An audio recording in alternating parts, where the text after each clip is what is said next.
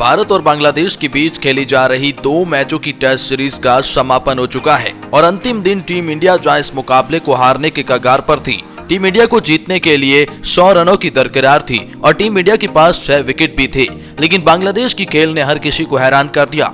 Team India हार के कगार पर आ गया, लेकिन उसके बाद टीम इंडिया के दिग्गज ऑलराउंडर रविचंद्रन अश्विन और टीम इंडिया के विस्फोटक बल्लेबाज श्रेयस अय्यर ने इस गेम को पूरी तरह से पलट कर रख दिया।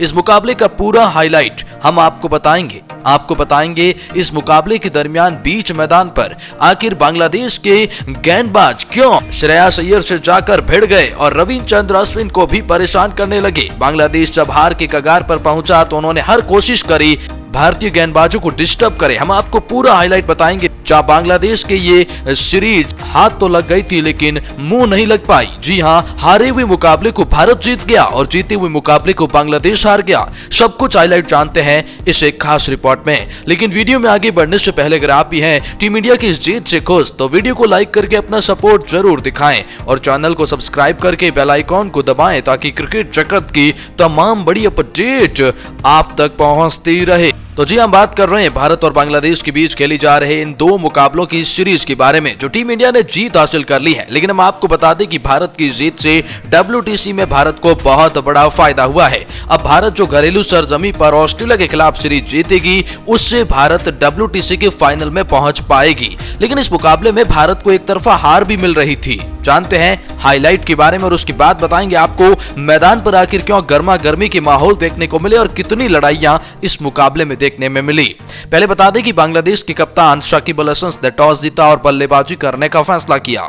बांग्लादेश ने पहली इनिंग के अंदर 227 रन बनाए 10 विकेट के नुकसान पर और इस लक्ष्य का पीछा करते हुए टीम इंडिया ने 314 रन बनाए 10 विकेट के नुकसान पर, यानी टीम इंडिया ने ऑलमोस्ट 80 रन के आसपास की बढ़त हासिल कर ली थी। अब बांग्लादेश के खिलाफ चुनौती ये थी कि उस बढ़त को क्लियर करे और उसके बाद बांग्लादेश जो है बढ़त लेकर भारत को टारगेट दें। लेकिन ऐसा करने में वो सक्सेस रहे। जहां एक तरफा बांग्लादेश की टीम लगभग जल्दी ही उस बढ़त को भी पार नहीं कर पा रही थी, लेकिन उसके बाद जो बांग्लादेश के लिटन दास, नरूल हसन और तस्कीन अहमद की शानदार पारी के बदौलत उन्होंने भारत के सामने 100 से ज्यादा का स्कोर खड़ा किया। और जहां 130-40 रन की भारत को दरकिनार थी तो लग रहा था भारतीय टीम बड़े आसानी से मुकाबला जीत जाएगा और दिन के खेल खत्म होने तक भारत को बैटिंग करनी थी। लेकिन उस दरमियान कुछ ऐसा हुआ कि देखकर आप भी हक्के बक्के रह जाएंगे। जी हां, शुभमन गिल और केएल राहुल ओपनिंग करने आए, लेकिन 35 बॉल पर 7 रन बनाकर शुभमन गिल आउट हुए। केएल राहुल तो केवल 2 रन बनाकर ही आउट हो गए। भारत को चेतेश्वर पुजारा के रूप में तीसरा बड़ा झटका और फिर विराट कोहली को भी जो है मेहदी हसन मिराज ने आउट किया। 22 गेंद पर केवल 1 रन बनाकर ये भी चलते बने। लगातार 4 विकेट चटकाए जाने के बाद टीम इंडिया की नौबत तो ये आई कि जयदेव उनादकट को नाइट वॉचमैन के रूप में भेजना पड़ा, लेकिन अक्षर पटेल वहां पर डटे रहे। उन्होंने कहीं न कहीं दिन के खेल खत्म होने तक 4 विकेट के नुकसान पर भारत को पहुंचा दिया था। जहां भारत को अब जीत के लिए केवल और केवल 100 रन की दरकिनार थी। 6 विकेट पास में थे।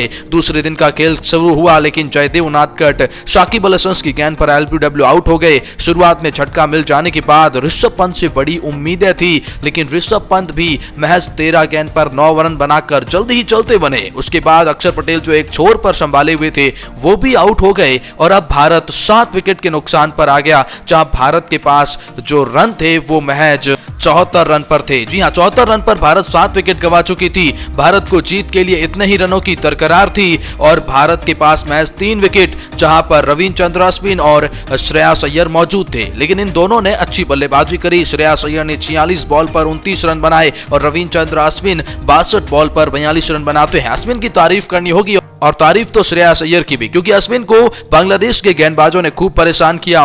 कहीं न कहीं अश्विन के साथ झगड़ा करने का भी कोशिश किया, उनका माइंड डिस्टर्ब करने की कोशिश करी, लेकिन वो सब कुछ नहीं हो पाया और रविचंद्रन अश्विन ने अपने बल्ले से जवाब दिया और इसी खिलाड़ी की तारीफ बनती है। और यही वजह है कि बांग्लादेश के गेंदबाज फ्लॉप रहे और बांग्लादेश जो है समय समय पर टाइम पास करता रहा, जरूरत पड़ने पर भारत के साथ बेईमानी भी करता रहा। लेकिन भारत ने यह सीरीज जीतकर एक बहुत बड़ा टूर्नामेंट अपने नाम किया है। कहीं न कहीं तारीफ अश्विन और श्रेयस अय्यर की। इस बारे में आपकी क्या राय?